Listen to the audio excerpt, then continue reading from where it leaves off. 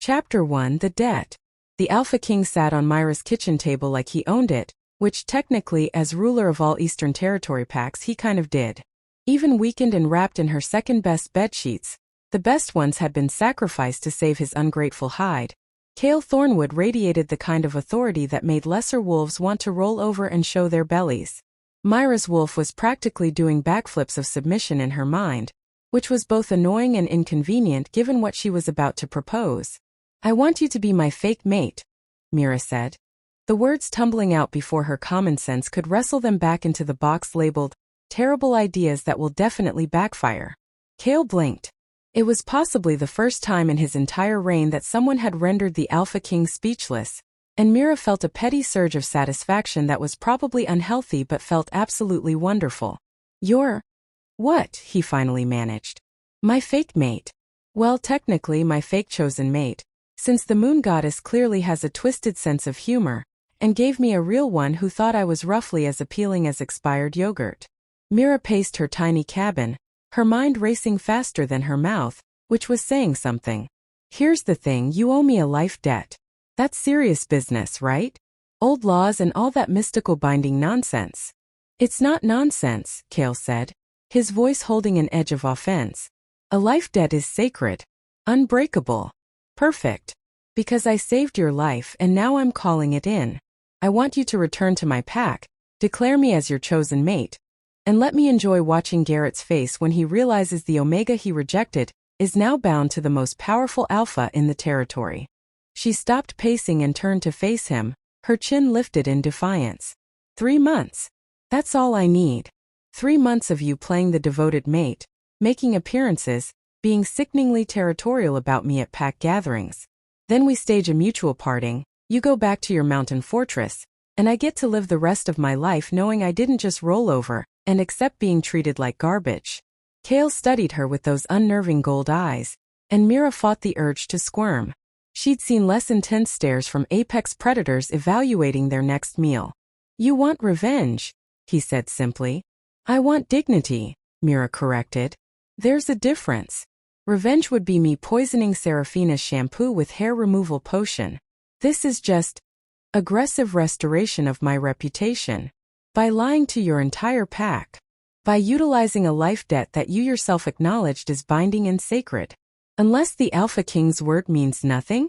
Because that would be awkward, politically speaking." A muscle in his jaw twitched. Mira had the distinct impression she was poking a very large, very dangerous bear with a very small stick, but she'd already committed to this absolutely unhinged plan, so she might as well see it through. 3 months, Kael repeated, his voice thoughtful. "And what happens when your pack realizes this is a deception? When other alphas start asking questions about why I've suddenly chosen an Omega as my mate? You're the Alpha King. Tell them you don't answer to anyone." Mira crossed her arms. "Besides, who's going to question you? You literally rule over every pack in the Eastern Territories. If you say I'm your mate, I'm your mate. That's how absolute power works. That's not how responsible absolute power works." "Oh, are we suddenly concerned about responsibility? Because the guy bleeding out in the woods because his own guards tried to assassinate him maybe shouldn't lecture me about decision-making." Kael's expression darkened, and for a moment Mira wondered if she'd pushed too far. The temperature in the room seemed to drop several degrees, and her wolf whimpered in the back of her mind, reminding her that antagonizing an Alpha King, even a temporarily weakened one, was the kind of decision that ended with consequences. But then something unexpected happened. Kael laughed. It started as a low chuckle that built into genuine, full-bodied laughter that shook his shoulders and made him wince as the movement pulled at his stitches. He laughed like a man who hadn't found anything truly funny in years and had forgotten what it felt like. "You're either the bravest Omega I've ever met or the most foolish," he said when he finally caught his breath. "I haven't decided which. Can't I be both? I contain multitudes. I'm complex. I'm like an onion, layers upon layers of poor judgment. You're like an onion because you make people cry?" I was going for surprisingly deep, but sure, let's go with your interpretation. Really sets a positive tone for our fake relationship. Mira grabbed a chipped mug from her cabinet and poured herself some tea that had gone cold hours ago. She needed something to do with her hands before she started stress cleaning, And the cabin was already as clean as a structure held together by hope and wood rot could be. So? Do we have a deal? Kael was quiet for a long moment, his gaze distant. When he finally spoke, his voice was softer, almost contemplative. You know, the assassination attempt wasn't random. There are factions within the pack hierarchy who believe I've been too progressive, too willing to challenge the old ways. They want a return to traditional power structures. Let me guess, traditional power structures where Omegas know their place and keep their mouths shut? Among other things. He met her eyes. If I agree to this, it will cause problems. Not just for me but for you. The moment I declare you as my chosen mate, you'll have a target on your back from every wolf who thinks I'm making a mockery of pack hierarchy. Mira shrugged, affecting a casualness she didn't quite feel. I already have a target on my back. It's called being a rejected Omega in a pack that values strength above everything else. At least this way, I'll have the satisfaction of knowing I got something out of being target practice. That's not funny. I'm not joking. Do you know what it's like to be invisible until the moment you're useful, and then the second you're not, you're less than invisible, you're a problem to be tolerated? To have your own mate look at you like you're a stain he needs to wash away. The words came out harsher than she intended, tinged with 3 months of buried pain. I saved your life. You owe me a debt. I'm not asking for your kingdom or your firstborn child or whatever melodramatic thing Alpha Kings usually trade in. I'm asking for 3 months of your time, and your ability to make people believe we're together. That's it. Kael studied her for so long that Mira started to mentally calculate how many exits the cabin had. 1 door, 2 windows, both probably too small for a full-grown Alpha King to fit through, which was good for keeping him in but bad for her if this conversation went sideways. All right, he said finally. Mira nearly dropped her mug. All right? Just like that? No negotiation? No conditions? No, but first you must complete 3 impossible tasks. Nonsense. I have conditions, Kael said, and there was the catch. Of course there was a catch. The universe didn't just hand out wins to rejected Omegas without some kind of cosmic fine print. First, this arrangement stays between us. No one else can know it's fake. Not your friends, not your family, no one. If this is discovered, it undermines both of our positions. Done. I don't really have friends anyway, and my family is 3 states away living their best lives without the embarrassment of a rejected Omega daughter bringing down property values. Second, while we're in public, you follow my lead. I know how to navigate pack politics. You don't. Mira bristled. I'm not an idiot. I didn't say you were. But there's a difference between being intelligent and being politically savvy. You're clearly the former. The latter, we'll work on. How diplomatic. You must be great at parties. I don't go to parties. I'm the Alpha King. Parties come to me and then leave disappointed. He shifted on the table, wincing slightly. Third condition, and this one is non-negotiable. If at any point this arrangement puts you in genuine danger, we end it immediately. I won't have another death on my conscience because I agreed to something reckless. The sincerity in his voice caught Mira off guard. She'd expected arrogance, maybe some condescension, perhaps a lecture about knowing her place. She hadn't expected him to actually care about her safety. Deal, she said quietly. So when do we start this circus? Tomorrow. My guards will have tracked me by now. They're incompetent assassins but decent trackers. When they arrive, you'll be introduced as my chosen mate. We'll return to Shadow Peak first. Let the news spread through official channels, and then make our appearance at your pack. He paused. What's your former mate's name? The one who rejected you. Garrett. Beta Garrett of Silverpine Pack. His new chosen mate is Seraphina. Just saying their names left a bitter taste in her mouth. Garrett, Kael repeated, and something in the way he said it, like he was committing it to memory for future reference, sent a small shiver down Mira's spine. Tell me about him. Why? Planning to challenge him to ritual combat? Because while I appreciate the thought, that seems excessive. No. But if I'm going to convince people we're mates, I need to know who I'm up against. What kind of male rejects his fated mate? Mira sank into the cabin's only chair. A wobbly thing that creaked ominously under her weight. The kind who cares more about status than the moon goddess's design. Garrett's family has been beta line for generations. They're all about maintaining their position, climbing higher. When he felt the mate bond with me, an Omega, it was like the universe had played a cruel joke on his ambitions. So he chose ambition over his mate. He chose Serafina, who's a Delta from a prominent family and comes with political connections. I came with a drafty cabin and the ability to make really good mushroom soup. The math wasn't hard. Kael's expression hardened. The mate bond isn't mathematics. It's sacred. You sound like you actually believe that. I do. He met her gaze. My parents were fated mates. I watched them build a partnership that made our pact stronger. When my mother died, my father, he was never the same. The bond between true mates isn't just about politics or convenience. It's about souls recognizing each other. Mira felt something uncomfortable twist in her chest. Well, apparently my soul recognized someone who found it fundamentally disappointing. So maybe the moon goddess needs to recalibrate her matching algorithm. Or maybe, Kael said softly, Garrett was too much of a fool to recognize what he had. Before Mira could formulate a response to that, something sarcastic and deflecting, probably, a howl split the night air. It was followed by another, then another, forming a chorus that made her wolf rise up in alert. Kael was on his feet instantly, despite his injuries, his entire posture shifting into something predatory and dangerous. My guards. They've found me. Already? It's only been. I'm the Alpha King. Did you think they'd just shrug and move on? He turned to her, and his expression was intense. Last chance, Mira. Once we do this, there's no taking it back. Are you sure this is what you want? Mira thought about Garrett's sneer. About Serafina's triumphant smile. About 3 months of eating alone, sleeping alone, being treated like a ghost haunting the edges of pack life. About the mate bond that had shattered inside her and left nothing but jagged edges. I'm sure, she said. Then come here. She approached him cautiously, and he reached out, pulling her close. His scent washed over her. Pine and winter frost and something wild and electric that made her wolf practically purr in submission. He was warm despite his injuries, solid and real in a way that made her hyper-aware of every point of contact between them. What are you? Scent marking, he murmured, his breath warm against her ear. If I'm going to claim you as my mate, you need to smell like me. And I need to smell like you.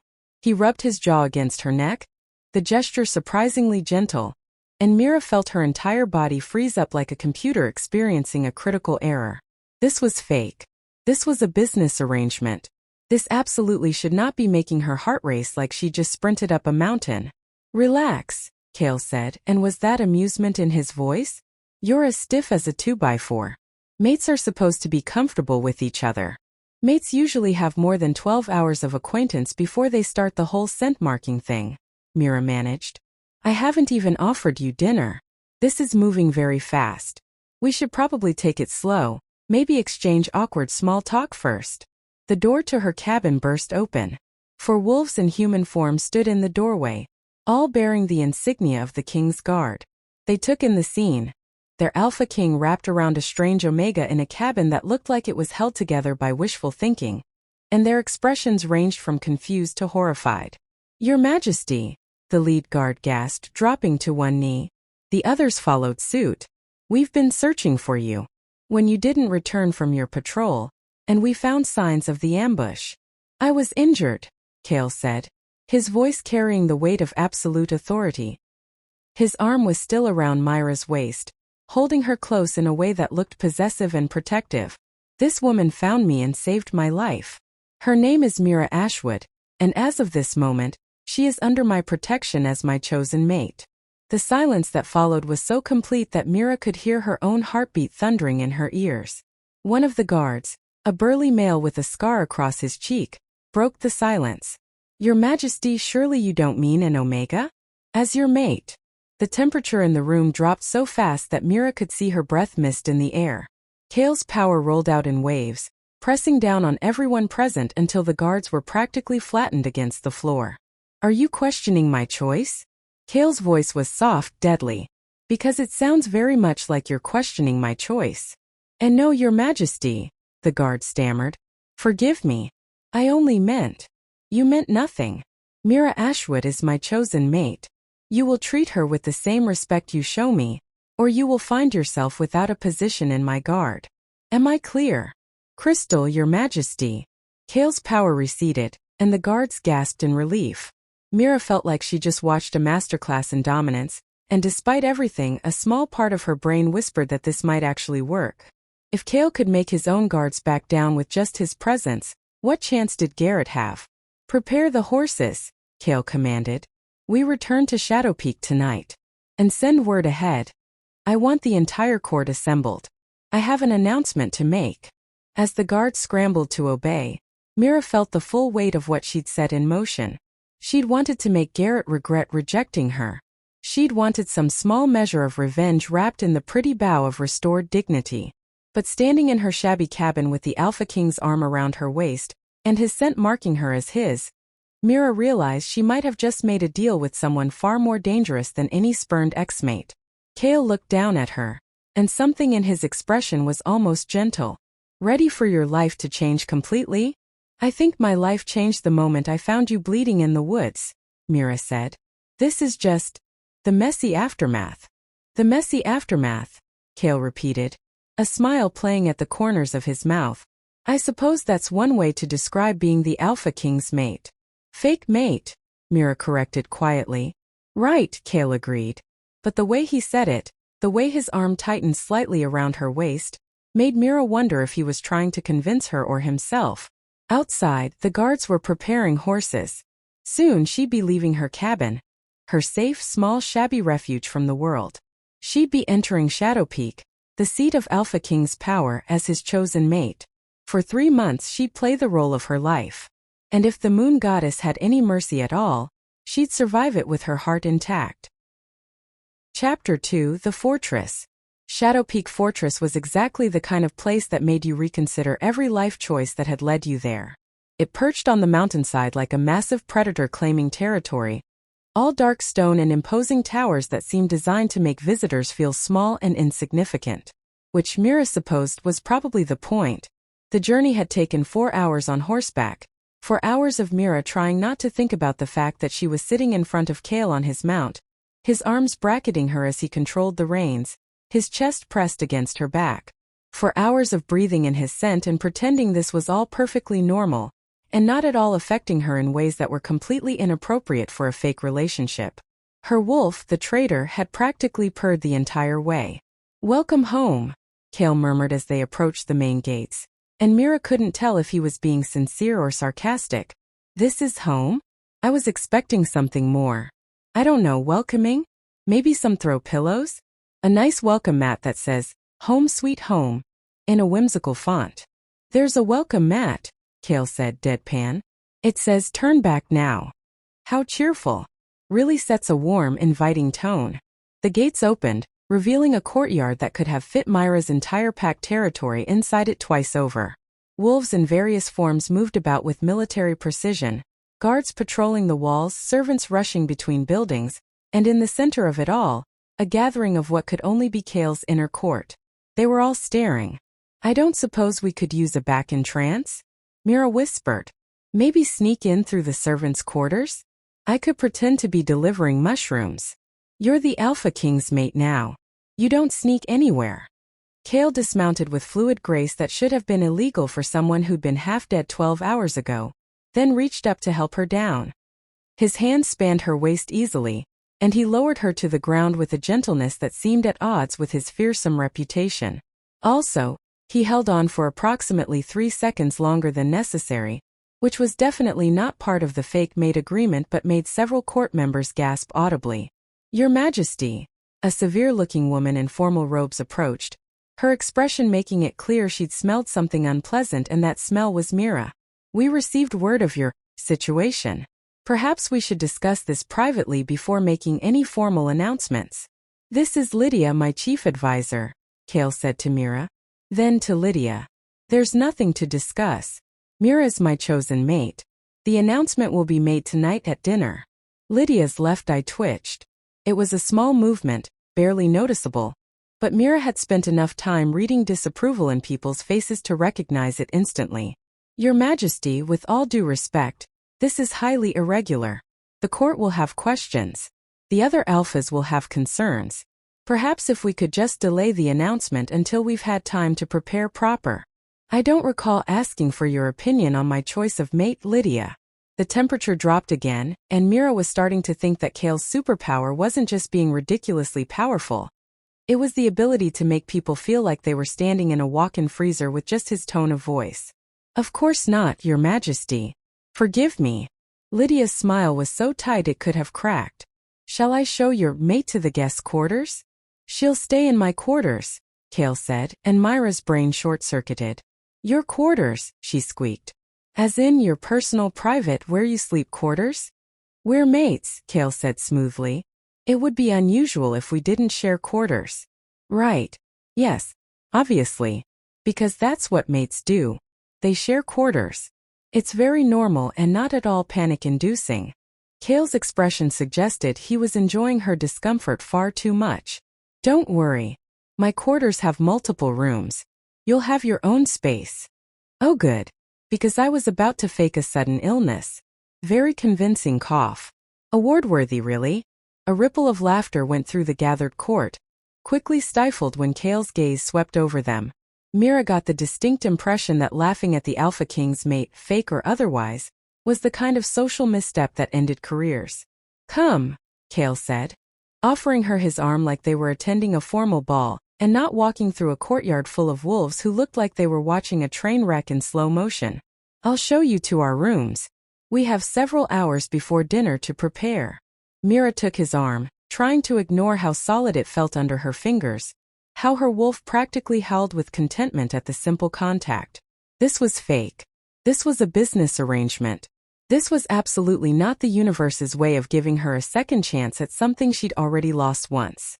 They walked through the fortress, and Mira tried not to gawk like a tourist at a museum. Everything was beautiful in that austere, intimidating way. High ceilings with exposed beams, stone walls hung with tapestries depicting battles and pack histories, floors so polished she could see her reflection looking back at her, wide-eyed and utterly out of place.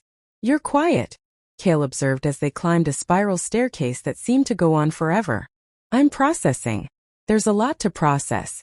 Also, I'm calculating how long it would take me to get lost in this place. Current estimate. Approximately 3 minutes. The fortress is large, but you'll learn your way around. Will I? Because I'm only here for 3 months, remember? Hardly seems worth learning the floor plan for a temporary arrangement. Kael was quiet for a moment. Right. Temporary. They reached the top of the stairs, and he led her down a hallway to a set of massive double doors carved with wolves in various poses of dominance and power. Subtle. The Alpha King's quarters, he announced, pushing open the doors. If Mira had thought the rest of the fortress was impressive, Kael's personal space was on another level entirely. The main room was enormous, with floor-to-ceiling windows that overlooked the mountain range, a fireplace large enough to roast an entire elk, and furniture that looked like it cost more than her pack's annual budget. Everything was done in deep, rich colors, midnight blues and forest greens and grays like storm clouds. The bedroom is through there, Kael gestured to one door. Your room is through there. He pointed to another. Bathroom connects both, which I apologize for in advance, but the fortress layout is. We're sharing a bathroom? Mira interrupted. There are 2 sinks. Oh well, 2 sinks. That changes everything. Very reassuring. Mira. He turned to face her fully, and his expression was surprisingly serious. I know this is overwhelming. I know you're out of your element. But this was your idea and we're committed now. The entire court knows. By tomorrow, every pack in the Eastern Territories will know that I've chosen an Omega as my mate. The weight of it hit her all at once. This wasn't just about making Garrett squirm anymore. This was about politics and power structures and challenging everything the werewolf hierarchy stood for. This was big in a way she hadn't fully comprehended when she was standing in her shabby cabin making demands of a bleeding Alpha King. I'm going to screw this up, she said quietly. I don't know how to be a queen or a political figure or whatever I'm supposed to be now. I'm going to say the wrong thing or use the wrong fork at dinner or... Breathe, Kael said, and suddenly he was right there, his hands on her shoulders steady and grounding. You're not going to screw anything up. You're going to be yourself. The same woman who found me dying in the woods and called me out for having a disaster of a leadership structure. That was probably not my finest moment of diplomacy. That was you being honest. The court is full of people who tell me what they think I want to hear. You told me the truth. His thumbs rubbed small circles on her shoulders, the gesture surprisingly soothing. That's what I need you to be tonight. Honest. Fierce. Exactly who you are. Even if who I am is a rejected Omega with trust issues and a tendency to use sarcasm as a defense mechanism. Especially then. There was something in his eyes, something warm and genuine that made Mira's breath catch. This was supposed to be fake. This was supposed to be revenge and politics and a business transaction wrapped in the veneer of a relationship. So why did it feel like something real was starting to take root between them? A knock on the door shattered the moment. Kael stepped back, his hands falling away from her shoulders, leaving Mira feeling strangely cold. Enter, he called. A young woman bustled in, her arms full of what appeared to be clothing. Your Majesty, Lydia sent me to help your mate prepare for dinner. I'm Clara, her new lady's maid. I don't need a... Mira started. Thank you, Clara, Kael interrupted smoothly. I'll leave you to it. Mira, I'll collect you in 2 hours for dinner. He left before Mira could protest, and she was alone with Clara, who was already assessing her with the critical eye of someone who'd found a particularly challenging project. Right, Clara said, setting down her armload of dresses. Let's make you look like a queen. I'm not a queen. I'm just. You're the Alpha King's chosen mate, which makes you our future queen whether you like it or not. Now let's talk about what we're going to do with your hair. The next 2 hours were a whirlwind of bathing in a tub the size of a small pool, having her hair washed and styled until it fell in soft waves down her back, and being laced into a dress that was more beautiful than anything she'd ever worn. It was deep emerald green, the color bringing out the golden flecks in her eyes, with a neckline that was elegant without being scandalous and a skirt that moved like water. There, Clara said, stepping back to admire her work. You look perfect. Mira stared at herself in the full-length mirror and barely recognized the woman staring back. She looked regal, put together, like someone who belonged in a fortress instead of a falling-down cabin. I look like I'm wearing a costume, she muttered. You look like a queen, Clara corrected. Now some quick lessons before dinner. Always enter a room after the Alpha King. Let him seat you. Don't speak unless spoken to by anyone ranked above Alpha. And for the love of the moon goddess, don't contradict the Alpha King in public. Those sound like terrible rules designed to make women silent and decorative. Clara winced. They're traditional rules. And tonight is not the night to challenge them. Trust me. A knock at the door signaled Kael's return. Clara opened it, then immediately dropped into a curtsy so deep it looked painful. Kael had cleaned up as well, his injuries apparently healing with the accelerated speed of alpha genetics. He wore formal attire, black on black on black, because apparently he'd decided to lean into the whole intimidating ruler aesthetic, and his hair was still damp from bathing. He looked, Mira's brain supplied unhelpfully, absolutely devastating. You look beautiful, he said, and the sincerity in his voice made her stomach do a weird flip. You look like you're going to a funeral. A very expensive, very serious funeral. It's a formal dinner with the court. It might as well be a funeral. He offered his arm again. Ready? Absolutely not. But let's do this anyway. They walked through the fortress together, and Mira could feel eyes on them from every corner. Servants stopped to stare. Guards straightened to attention. By the time they reached the dining hall, her heart was pounding so hard she was surprised it wasn't audible. The dining hall was enormous, with a table that could easily seat 50 people. It was currently occupied by what appeared to be every important wolf in Shadowpeak. Alphas, betas, advisors, all dressed in their finest and all watching Kael and Mira with expressions ranging from curious to openly hostile. Kael led her to the head of the table, to a seat at his right hand. The seat of honor. The seat that declared to everyone present that she was his equal in all things. Before we begin, Kael announced, his voice carrying easily through the hall, I have an announcement. Many of you have heard rumors today. I'm here to confirm them. This is Mira Ashwood, and she is my chosen mate. The silence was deafening. Then from the middle of the table, a grizzled alpha with more scars than face stood up. Your Majesty, forgive my bluntness, but this is madness. An Omega as your mate? As our queen? She has no training, no political connections, no. She has my support, Kael said, his voice deadly quiet. And she has my protection. That should be enough for anyone who values their position in this court. But the hierarchy, Kael interrupted, has been used to justify keeping talented wolves down based solely on their birth rank for too long. Mira saved my life. She showed courage and compassion when she could have left me to die. Those are the qualities I value in a mate.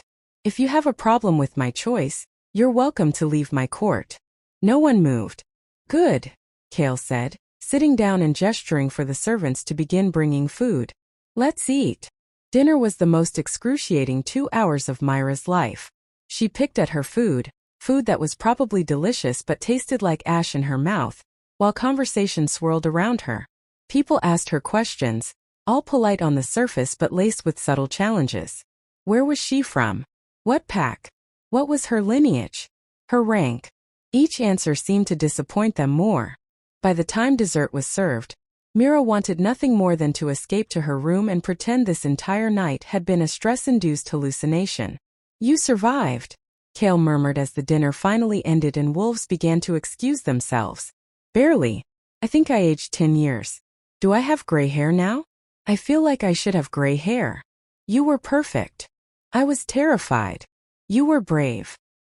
He stood, offering his hand to help her up. Come. Let's retire before someone else decides to ask you about your great-great-grandmother's pack affiliations. They walked back to his quarters in silence, and it wasn't until they were safely behind closed doors that Mira let herself relax, her shoulders sagging with relief. That was awful, she announced. Possibly the worst dinner of my life, and I once had to eat dinner with my pack while they all pretended I didn't exist after Garrett rejected me, so the bar was already pretty low. It will get easier, Kael promised. When? In 50 years.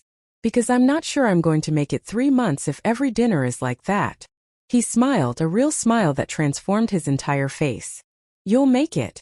You're stronger than you think. I'm really not. I'm held together by spite and questionable decision-making. Spite and questionable decision-making have built empires. Mira laughed despite herself. Is that what we're doing? Building an empire. We're doing what we agreed to do, Kael said, but something in his expression shifted. 3 months. A fake relationship. Making your ex-mate regret his choices. Right. The plan. Mira headed toward her room, suddenly exhausted. Well, good night then. Thank you for not letting me make a complete fool of myself at dinner. Mira. She turned back. You didn't make a fool of yourself. You made them reconsider their assumptions. That's far more valuable. She wanted to say something clever, something sarcastic to deflect the warmth spreading through her chest at his words. But she was tired and her defenses were down, so instead she just said, Thank you. Sleep well. Mira escaped to her room, closed the door, and leaned against it, her heart racing. 1 dinner down. Approximately 90 more to go. This was going to be either the best revenge plot ever or the worst decision of her life. Possibly both. Chapter 3. The Visit. 3 weeks at Shadow Peak had taught Mira several important lessons. First, that werewolf politics were more exhausting than actual physical labor. Second, that Clara was worth her weight in gold for navigating the social minefield that was court life. And third, that Kael was far more complicated than the ruthless Alpha King reputation suggested. He was also annoyingly easy to live with, which was creating problems for Mira's carefully constructed emotional walls. You're doing it again, Clara said, catching Mira staring out the window toward the training grounds where Kael was sparring with his guards. Doing what? Looking at him like he's something other than a fake mate. Mira pulled her gaze away. I'm not looking at him like anything. I'm just observing, making sure he doesn't get himself stabbed again. It's practical concern. Right. Practical concern. That's why you've been watching him for 20 minutes and have that dreamy expression on your face. I don't have a dreamy expression. This is my normal expression. Your normal expression doesn't include sighing every 30 seconds. I have allergies. Clara rolled her eyes. You're falling for him. I am not falling for him. This is a business arrangement. A temporary, mutually beneficial arrangement that ends in approximately 10 weeks. Keep telling yourself that. Before Mira could form a properly indignant response, there was a knock at the door. Lydia entered without waiting for permission, which had apparently been her habit for the past decade and wasn't about to change just because Kael had a new mate.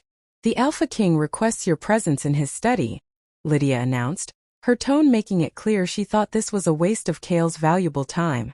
"Right now." When the Alpha King requests your presence, the answer is always right now. Mira followed Lydia through the fortress, trying not to feel like she was being led to her execution. They'd established a sort of Cold War détente over the past 3 weeks. Lydia didn't openly insult Mira, and Mira didn't point out all the ways Lydia's traditional views were contributing to systemic inequality in the pack structure. It was very mature and diplomatic. Kael's study was smaller than Mira expected, lined with books and maps, a desk covered in correspondence, and a fireplace crackling with warmth. He looked up when she entered, and something in his expression made her wolf perk up with interest. "We received a message from Silverpine Pack," he said without preamble. "Your former Alpha has invited us to their Frost Moon celebration next week." Mira's stomach dropped. The Frost Moon celebration? It's a significant pack event apparently. All the neighboring packs attend.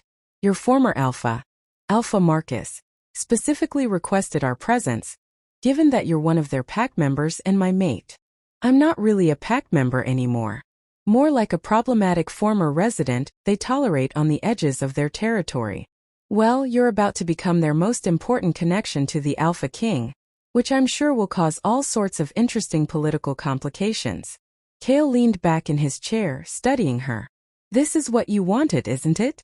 To return to your pack with me and show them all that you're not the worthless Omega they believed you to be." It was what she wanted. It was the entire point of this arrangement.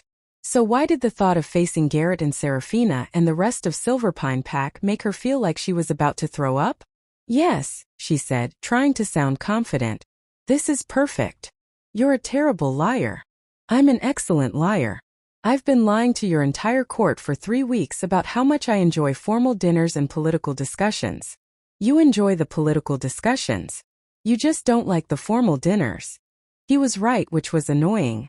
Over the past weeks, Mira had found herself genuinely interested in the governance discussions, the trade negotiations, the delicate balance of power between packs. She'd even offered suggestions a few times, suggestions that Kael had actually implemented. "The point is," Mira said, "yes, we should go. This is the whole reason we're doing this. Then we'll leave in 3 days. Kael stood, coming around the desk. "But I need you to do something for me first." "What?" "Stop being afraid." "I'm not afraid." "Mira." He was close now, close enough that she could smell his scent, see the gold flecks in his eyes. "You saved my life. You stood up to me when I was bleeding out in the woods. You've survived 3 weeks in a court that wanted nothing more than to see you fail. You're one of the strongest people I've ever met. Don't let a pack that was too blind to see your worth make you doubt yourself now." Something warm unfurled in Mira's chest, dangerous and terrifying. "You barely know me. How can you be so sure I'm strong?" "Because strong is all I've seen from you since the moment we met." His hand came up, tucking a strand of hair behind her ear in a gesture that was probably meant to be casual, but felt devastatingly intimate. Weak people don't demand life debts from dying kings. Weak people don't walk into hostile courts with their heads held high. Weak people don't challenge centuries of pack hierarchy just by existing. "I'm challenging it by existing with you," Mira corrected, her voice barely a whisper. "This only works because you're backing me." "No. This works because you're extraordinary, and I'm just the first person with enough sense to recognize it." They were standing too close. This was too intimate for a fake relationship. Mira should step back, create distance, remind them both that this was temporary in business and not at all real. Instead, she found herself asking, "Why did you really agree to this? The life debt would have been satisfied a dozen other ways. You didn't have to pretend to be my mate." Kael was quiet for a long moment. "Maybe I wanted to see what would happen if we stopped letting pack hierarchy determine worth. Maybe I was curious what it would be like to have a mate who actually challenges me instead of just agreeing with everything I say. Or maybe," he paused, his expression unreadable, Maybe I just wanted to help someone who saved my life get the revenge she deserved. Those are all very political answers. I'm a very political person. Are you? Because right now you seem like someone who's having a hard time remembering this is fake. The words hung between them, dangerous and honest. Kael's eyes darkened, and for a moment, one breathless, impossible moment, Mira thought he might kiss her. Instead, he stepped back, the distance feeling like a physical blow. We should start preparing for the trip, he said, his voice carefully neutral. I'll have Clara help you pack. We'll need to make a statement when we arrive. Right. A statement. Because this is all about appearances. Exactly. Mira fled the study before she could do something stupid, like ask him if any of this felt real to him too, or demand to know why his casual touches lingered longer than necessary, or question why he looked at her sometimes like she was something precious instead of a political inconvenience. The next 3 days passed in a blur of preparation. Clara packed enough formal clothes to outfit a small army. Lydia lectured Mira on proper protocol when visiting other packs. And Kael threw himself into work with a single-minded focus that felt a lot like avoidance. They barely spoke until the morning of their departure. Ready? Kael asked as they stood in the courtyard. Horses prepared and a small contingent of guards waiting to escort them. Mira looked at the road leading away from Shadow Peak, toward Silverpine Pack, toward Garrett and Seraphina, and 3 months of humiliation waiting to be avenged. No, she said honestly. But let's go anyway. The journey to Silverpine took 2 days. They stopped at an inn the first night. A charming place that immediately assumed they'd want one room, because of course they would, they were mates. Kael had handled it smoothly, requesting their finest accommodations, and then they'd found themselves sharing a room with one bed. One bed. I'll sleep on the floor, Kael said immediately. Don't be ridiculous. You're an Alpha King. You're not sleeping on the floor of a questionable inn. Then you take the bed. We're supposed to be mates. Mates share beds. If someone sees us with separate sleeping arrangements, it undermines the entire deception. Mira tried to sound practical, and not at all affected by the thought of sharing a bed with him. We're adults. We can share a bed for one night without it being weird. If you're sure. I'm sure. It was in fact incredibly weird. The bed was smaller than it had looked, and Kael was larger than seemed reasonable for one human, well, werewolf form to contain. They'd both changed into sleeping clothes. Mira in a nightgown that Clara had insisted was appropriate for an Alpha King's mate, and Kael in loose pants and nothing else, because apparently he slept shirtless, which was information Mira could have lived without. They lay stiffly on opposite sides of the bed, a careful space between them, both staring at the ceiling like it held the secrets of the universe. This is fine, Mira announced to the darkness. Totally normal. Not awkward at all. Completely natural, Kael agreed. And was that amusement in his voice? We're basically strangers sharing a bed. Happens all the time. All the time. I bet you do this constantly. Just grab random strangers and share beds with them. Constantly. It's a hobby. Despite everything, Mira laughed. We're being ridiculous. We really are. She heard him shift, turning toward her. Mira. Yeah. Are you really ready for tomorrow? For seeing him again? Him. Garrett. The mate who'd rejected her. Who'd looked at her like she was garbage to be disposed of. I don't know, she admitted. Part of me wants to walk in there triumphant, on the arm of the Alpha King, and watch him realize what he gave up. But another part of me is just scared. Scared that I'll see him and still feel something. Scared that this whole revenge plot will backfire, and I'll just end up humiliated all over again. He'd have to be blind not to see what he gave up, Kael said softly. And if he is blind, that's his loss, not your failure. You keep saying things like that. Things that make me think you actually believe I'm worth something. That's because you are worth something. You're worth a great deal. Mira rolled over to face him, and in the darkness she could just make out his features. Why are you so nice to me? We barely know each other. This is a business arrangement. You don't have to be kind when no one's watching. Maybe I'm kind because I want to be. Not because someone's watching. His hand found hers in the darkness, fingers intertwining. And we're not strangers anymore, Mira. We haven't been for a while. She should pull her hand away. should remind him this was fake, temporary, a means to an end. But his hand was warm and solid and real, and she was so tired of being alone. 3 months, she whispered. That's all this is. 3 months, he agreed. But neither of them pulled away. Mira woke the next morning to find herself wrapped around Kael like a particularly clingy octopus, her head on his chest, his arms around her, their legs tangled together. She froze, trying to figure out how to extract herself without waking him. I can feel you panicking, Kael murmured, his voice rough with sleep. It's fine. We were both asleep. It doesn't mean anything. Right. Doesn't mean anything. He released her immediately, and they both scrambled to opposite sides of the bed like teenagers caught by their parents. The awkwardness was so thick you could cut it with a knife. I'll just get dressed. In the other room, which doesn't exist. So I'll face the wall. Very mature. Mira grabbed her clothes and fled to the bathroom. By the time they were ready to leave, they'd both managed to pretend the night before had been completely normal and not at all significant. They were good at pretending. Maybe too good. Silverpine Pack territory appeared on the horizon around midday. Mira's stomach churned with nerves as they got closer, the familiar landscape bringing back memories she tried to bury. We can turn around, Kael offered quietly. You don't have to do this. Yes, I do. Mira straightened her shoulders. I need to do this. The pack grounds were decorated for the Frost Moon celebration. Lanterns hanging from trees, tables laden with food, pack members gathered in their finest clothes. And there, standing at the center of it all, was Alpha Marcus, with Garrett and Seraphina at his side. Garrett looked good. Damn him, he looked healthy and happy and completely unaffected by having rejected his fated mate. Seraphina was draped on his arm, beautiful and confident in everything Mira wasn't. Then Garrett saw them, and his expression transformed from casual confidence to shocked disbelief. Alpha King Kael, Marcus said, stepping forward with a broad smile that didn't quite reach his eyes. Welcome to Silverpine Pack. We're honored by your presence. Alpha Marcus. Kael's voice was cordial but cool. Thank you for the invitation. I believe you know my mate, Mira. Every head turned toward her.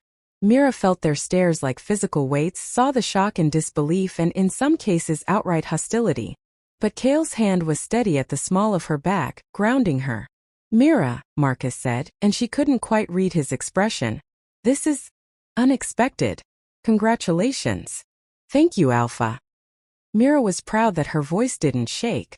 Garrett was still staring, his mouth slightly open, looking like someone had just explained quantum physics to him using interpretive dance. Seraphina's perfect smile had frozen on her face.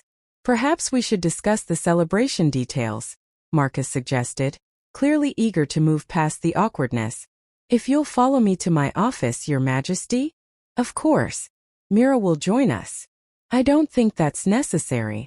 Mira, Kael said, his voice leaving no room for argument, will join us. She's my mate and my equal in all things. What concerns me concerns her. The silence that followed was deafening. Then Marcus nodded, his expression carefully neutral. Of course. This way.